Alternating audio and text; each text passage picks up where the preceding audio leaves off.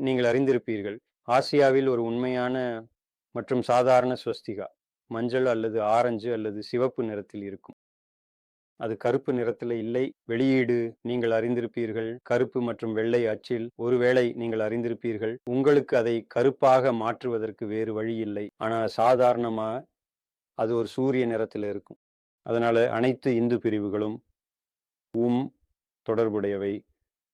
அ ஸ்வஸ்திகாவை பயன்படுத்துகின்றன. இது சீனா மற்றும் ஜப்பான் போன்ற இடங்களிலும் பயன்படுத்தப்படுகிறது. இந்த நாடுகளில் புத்த மதம் வந்ததற்கு முன்பே கூட இருக்கலாம். இது அமெரிக்காவின் பூர்வீக மக்களாலும் பயன்படுத்தப்பட்டது. அ இது பழமையான கிரேக்கர்களாலும் ட்ரோஜன்களாலும் பயன்படுத்தப்பட்டது. இது இன்னும் பால்டிக் பகுதியில லாட்வியா, பின்லாந்து போன்ற இடங்களில் பயன்படுத்தப்படுகிறது. அதனால் இது ஒரு மிகவும் பொதுவான சின்னமாகும். ஜைன மதத்தின் அதிகாரப்பூர்வ சின்னத்தில் போல